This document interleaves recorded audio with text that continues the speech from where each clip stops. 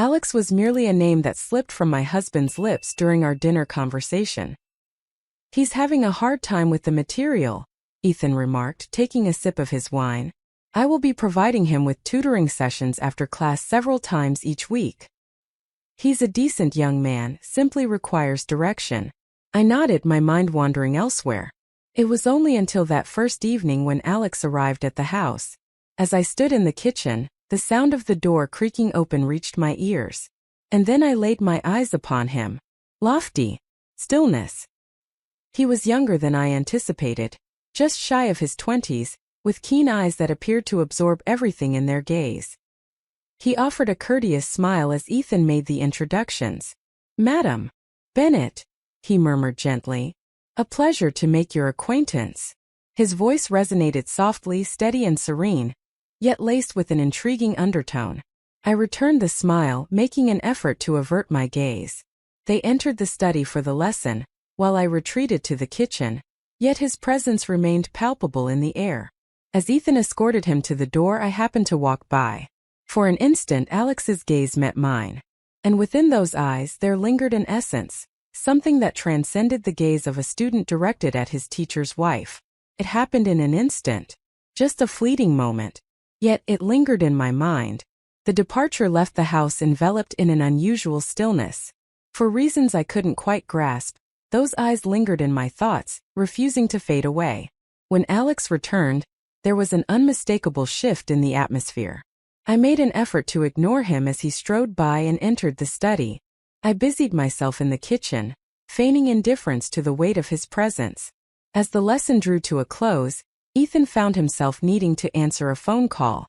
As Alex stepped into the kitchen, "That has a delightful aroma," he remarked, gesturing toward the pot simmering on the stove. "What dish are you preparing?" I pivoted, a touch taken aback. "Only pasta," I replied, a subtle smile gracing my lips. "Just an ordinary occurrence." He rested effortlessly against the counter, arms folded with a relaxed demeanor. "Seems special to me," he remarked, his voice airy yet his gaze, it was anything but nonchalant. We engaged in conversation for a brief moment. Concerning culinary delights.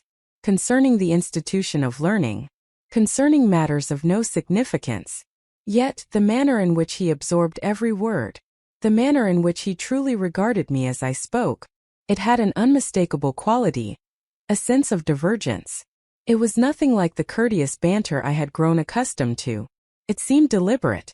As Ethan made his way back, Alex adjusted his posture, his face settling into a mask of neutrality. As he stepped through the threshold, he cast a fleeting glance back in my direction. Only for a moment. That second stretched out, lingering far longer than it ought to have. A recurring motif emerged. After wrapping up his lessons with Ethan, Alex would meander into the kitchen. Initially, it was merely a matter of minutes. A brief conversation as I organized my space or brewed a cup of tea. Yet, as time passed, those minutes stretched into eternity. He leaned against the counter, arms crossed, his gaze unwavering. We would discuss literature, melodies, and the destinations we dreamed of exploring one day. Questions Ethan no longer poses to me. As the sun dipped below the horizon, Ethan hurriedly departed for an unforeseen faculty meeting, just moments after the lesson concluded. "Would you mind seeing yourself out?" he said to Alex as he reached for his keys. Alex gave a subtle nod, and then it was merely the two of us. The stillness weighed more than it ought to have. "So, you have a genuine passion for cooking?" Alex inquired gently, easing into the conversation. I chuckled softly. "It's merely a way to pass the hours." "I don't believe that," he stated, his voice calm yet resolute. "It appears you invest more of your essence into endeavors than others might perceive." I stood still, caught in a fleeting instant. Due to its simplicity, the sentence stood out. Yet, it had been years since anyone had uttered words like those to me. I gazed at him, and for the first time he was more than merely a student to me. I observed a young man who was aware of all the details my husband had long overlooked. It filled me with fear. Yet it also ignited a spark within me that I believed had long since faded. When he finally departed, he didn't merely utter a farewell. He offered a smile, leisurely, with an air of understanding, and remarked, Until we meet again. And I found myself eagerly anticipating it. The afternoon was marked by a steady rain. Ethan found himself racing against time, ensnared in the clutches of a relentless traffic jam. It was merely Alex and I in the house, biding our time as we awaited his arrival. I extended an invitation for tea. We gathered around the kitchen table, the gentle patter of rain serenading us from the windows. We conversed as we had come to do regularly. Yet this moment carried a distinct weight. Our words were punctuated by longer silences, lingering glances that I struggled to maintain, each one sending my heart racing. In a moment of synchronicity, I extended my hand toward my mug, and he mirrored my action. Our hands met. It ought to have been inconsequential, a mere fleeting touch. Yet he remained still for a moment. His fingers lingered against mine, radiating warmth, unwavering, intentional. I remained steadfast, not retreating. In that fleeting moment, silence enveloped us both. The atmosphere weighed down upon me, more subdued. Then he smiled, gentle, nearly bashful. "You're cold," he murmured softly, his thumb gliding gently across the back of my hand. My breath hitched. I parted my lips, ready to utter a word, any word. But just as I was about to speak, the unmistakable sound of Ethan's car rolling into the driveway shattered the stillness. Alex withdrew his hand, his demeanor serene and collected, as if nothing had transpired. Yet as Ethan strolled in, offering us a casual greeting, my mind couldn't help but dwell on the way Alex's touch had remained with me, lengthier than it ought to have been. Oh, how deeply I longed to experience that sensation once more. It unfolded with the utmost subtlety. Ethan departed early that evening for a dinner meeting. Alex arrived for his regular lesson, yet in the absence of Ethan, he found little motivation to remain. And still he did. We found ourselves in the living room. The lamp emitted a gentle radiance, while the rain outside enveloped the house in a sense of confinement. Nearer. We engaged in conversation for some time, yet the specifics have faded from my memory. The only sensation that enveloped me was the diminishing distance that lay between us. He occupied a space that felt just a touch too intimate, gazing at me for just a moment too long. In the midst of a serene silence, he spoke gently. "You occupy my thoughts far more than is reasonable." My breath hitched. I felt the urge to reject it. I felt an urgent need to interject, to halt the impending event that loomed before us. Yet I refrained. I merely cast my gaze upon him. In that fleeting instant he drew closer. Gradually, with great care, offering me every opportunity to distance myself. Yet I refrained. When his lips met mine it was gentle, somewhat reluctant, as if he were inquiring. In that moment as our lips met it became clear. It was the response I had been seeking. It intensified, gradually at first, then with greater assurance more ravenous. His hand glided softly to my cheek, angling my face toward him, and I felt myself dissolve into him, into the warmth, the desire I hadn't allowed myself to experience in years.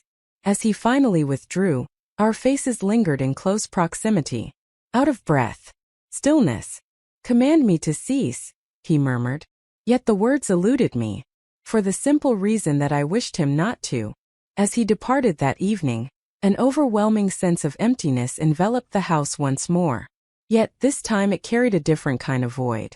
It was the sort that left me yearning for another encounter with him, and I sensed deep within that this was merely the start. I promised myself it wouldn't occur once more. That kiss, it was an error in judgment, a fleeting lapse in strength. I meticulously practiced the words I would share with him upon his next arrival. That it was impossible. It was an error.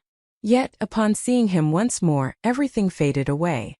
Ethan had departed for yet another late meeting, while Alex arrived, embodying the same serene composure. We no longer wore masks. As he entered the room, our gazes locked, and I experienced that familiar tug once more. The persistent pain I had been striving to mute. Once more we found ourselves in the living room, engaging in conversation initially, yet the words were fleeting. The silences between them deepened. His hand grazed mine on the couch, gentle, intentional, and this time he took the initiative. He drew closer and pressed his lips against mine once more. Unwavering. Not inquiring. Absolutely. And I kissed him back as if every moment since our last encounter had been a countdown to this very instant. His hands found their way to my waist, drawing me nearer. I found myself dissolving into him, my body surrendering every vow I believed I had made to myself. This time, I let him continue without interruption. We chose not to linger on the couch. We relocated to the guest room, the space that had remained untouched by time. In that stillness of the home, we utterly crossed the threshold. It unfolded at a measured pace. The pace was languid, as if he were committing every detail of my being to memory, as though he could scarcely fathom my presence in that moment. In the aftermath, our words fell silent for a time. He simply embraced me. His fingers meandered over my arm, and for the first time in years I felt seen. As he took his leave, he pressed a gentle kiss to my forehead and murmured, "This feels like more than a singular occurrence." I chose not to correct him, for I had an inkling all along that it would not be. Following that night, nothing remained the same. Alex no longer required a justification. He arrived without any books or assignments for Ethan. He bypassed the facade of instruction altogether. He has just arrived, and I consistently welcomed him inside. It evolved into a cadence. Quiet afternoons filled the empty house. Those twilight hours when Ethan toiled away at the university. Stolen moments in silence, as if they belonged solely to us. As soon as the door clicked shut, his lips would find mine. Profoundly, as if he had been suppressing it for the entirety of the day. As if he were in disbelief that I truly belonged to him, and I allowed myself to become enveloped by it. The connection had transcended mere physical proximity. It was the manner in which he gazed at me, as if he had glimpsed someone truly deserving of desire. It was a sensation I hadn't experienced in ages, so much so that it had nearly slipped from my memory. One afternoon, after we had shared moments in the guest room, he lingered beside me, still and quiet. His fingers glided through my hair, his gaze gentle yet unwavering. "I don't wish to be merely a diversion for you," he murmured softly. I stood still, caught in a moment of disbelief. I found myself at a loss for words. "This is more than mere distraction," I murmured at last. Indeed, it was true. I could no longer deceive myself. It transcended merely occupying the voids that Ethan had vacated. The story revolved around Alex. He awakened a sense of vitality within me that I hadn't experienced in years. He restored a sense of self within me. As he departed that day, he made no inquiry about when our paths would cross once more. There was no necessity for him to do so. It was an unspoken truth between us that he would return. Neither of us was ready to bring it to an end. It occurred with such unexpected swiftness. Ethan returned home ahead of schedule. In the living room, Alex cradled my face with his hands, his lips tantalizingly close to mine. The kiss lingered, rich and profound, until the abrupt sound of a car door slamming outside caused us to halt in our tracks. I turned my gaze to the window, and a sudden wave of unease washed over me. The vehicle belonging to Ethan. A wave of panic surged within me. "Go," I breathed softly. With a swift motion, Alex snatched his jacket and glided through the shadows, slipping out the back door just as Ethan stepped through the front. My heart raced fiercely, making it difficult to catch my breath. Ethan entered, keys clutched tightly, blissfully unaware of what awaited him. "Hey," he remarked with an air of nonchalance. "What brings you in here with the windows wide open? The chill is palpable." I let out a laugh, though my voice trembled just a bit. Simply letting the house breathe. He remained oblivious. Naturally, he did not. He pressed a distracted kiss to my cheek, murmuring something about his exhaustion before heading upstairs to take a shower. In an instant we found ourselves secure. Yet, as the threat receded, a sense of relief eluded me. A different sensation washed over me. A situation more dire. The excitement. When Alex sent me a message later, "I apologize. I never intended to take that chance. Yet, I find myself unable to quell this desire for you. I never said he shouldn't return. I informed him of the time to return." As I lay in bed that night next to Ethan, a truth I had long resisted began to surface within me. The near brush with discovery failed to instill any fear within me. It intensified my desire for him. Today, Alex paid another visit. It had an unmistakable quality about it. He held back from kissing me at first. He didn't extend his hand toward me as he often did. Instead, he settled into the chair opposite me at the kitchen table, his gaze intense in a manner I had never witnessed before. "I can't continue down this path," he murmured softly. A weight settled upon my chest. "What are you up to?" I inquired, despite the fact that I was already aware. He inclined his body slightly, his tone gentle yet resolute. "Creeping about. Slipping away quietly, as if I carry the weight of our connection in secret. It feels as though I'm merely a secret you've chosen to conceal." I gulped, rendered speechless. "I desire more than fragments of you," he pressed on. "I desire to be by your side, not merely during moments of ease. Not merely lurking in the shadows." His words settled heavily in my chest. For a fragment of my being yearned for precisely that. Yet how could I possibly voice it? "Alex, it's more complicated than that," I murmured. "It is straightforward," he remarked, his eyes unwavering. "You either desire this to be genuine or you do not. If this is merely an attempt to occupy the void your husband created, I will turn and leave at this very moment. Yet if it transcends that," he hesitated, his tone gentler in that moment, "then I can no longer maintain the facade." A constriction gripped my throat, for it transcended mere existence. It was more than mere solitude. It was more than mere longing. It was indeed him. The manner in which he perceived me. How he reignited my sense of vitality. I remained silent, offering no verbal response. I extended my hand across the table, gently grasping his. In that stillness, the answer revealed itself to him. He pressed his lips softly against my hand, his gaze locked onto mine. "I adore you," he murmured gently. I certainly didn't advise him against it, for beneath the surface my heart held a love for him as well. It no longer felt like a secret liaison. That night was different. Not when Alex arrived after Ethan had departed for a weekend conference. This time there was simply no justification. No instruction. There are no documents available. He simply arrived for me. As I swung the door open, silence enveloped us. He remained mute. He entered, gently cradled my face in his hands, and kissed me as if that moment had been a lifetime in the making. I acted without a moment's pause. I returned his kiss as if I were already his, as if I had always been meant to be there. We took our time. We traversed the house with a deliberate slowness, as if we were asserting our presence in every corner where we had previously only borrowed fleeting moments. The heart of the home. The corridor. And at last the bedroom, the space I once shared with my husband. It ought to have seemed amiss. Yet it did not. It seemed destined to happen. This time Alex's touch felt distinct, almost electric. It was more than mere hunger. It was a profound sense of awe, as if he cradled something delicate yet invaluable. And when it concluded, we remained still. He lingered by my side, his hand gently placed over my heart, his gaze probing into mine with a silent fervor that I found impossible to resist.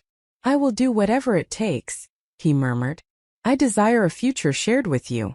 Tears threatened to spill from my eyes, for the simple reason that I desired it as well.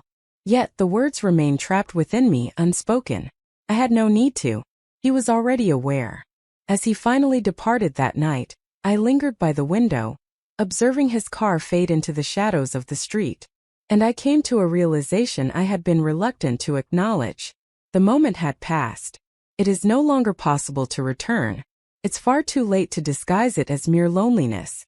It's far too late to feign it was merely an error. A fragment of my soul was already his. And nothing would ever return to its former state.